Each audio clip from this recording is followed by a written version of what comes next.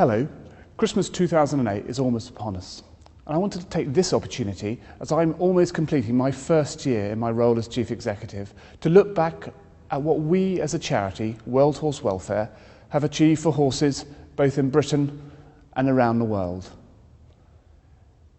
It is amazing to think that it is almost 12 months on since the horrific scenes were on our screens and in our papers about the case in Amersham.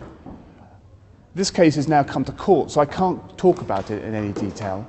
But what I can say is that Amersham was a wonderful example of different welfare agencies like the RSPCA, World Horse Welfare, the Horse Trust and Red Wings working together to help horses.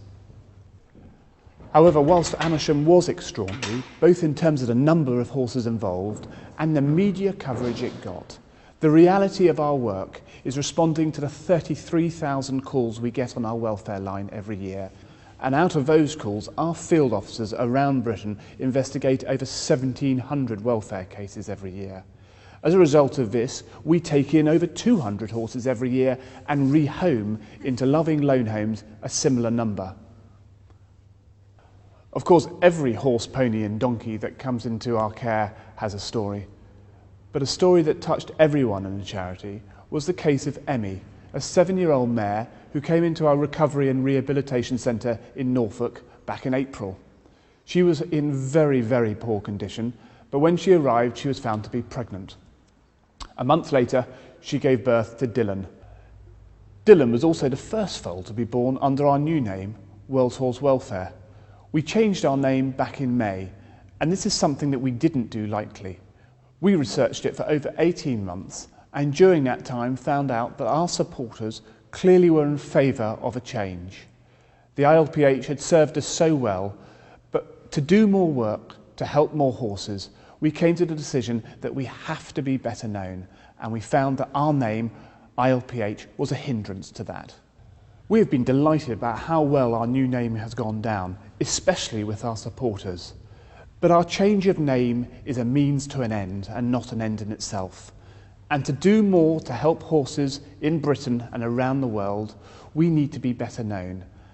And if I could make one ask for you this Christmas, please tell your friends and family about the work of World Horse Welfare, what a wonderful job we do and what a difference we make.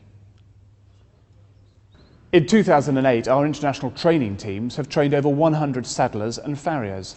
These are based in 7 countries in Central America, Eastern Europe, Western Africa and Southern Africa.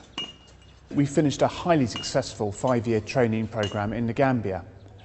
And back in February, we visited South Africa and the township of Soweto to investigate starting a new course there. Our investigation found hundreds of coal cart horses working in horrific conditions.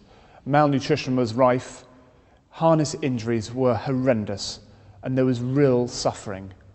The cause of this suffering, though, is not the abuse that we would see in this country, but it is truly a lack of understanding of the basic skills in looking after horses.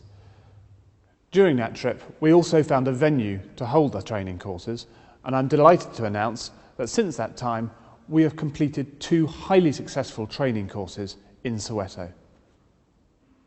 2008 was also a seminal year for a founding campaign to end the long-distance transportation of horses for slaughter in Europe. We undertook some groundbreaking scientific research looking at the welfare implications of long-distance transportation of horses travelling from Romania to Italy. By the end of the year, we had managed to pull together a dossier of evidence based on our field research, our desk research and the groundbreaking scientific research, which is a culmination of 7 years' work by this charity. In November, we were fortunate enough to be able to present our dossier of evidence to the European Commission. We are very hopeful that they will take our recommendations in the subsequent review of legislation, and we see this as another vital step to ending this horrific trade once and for all.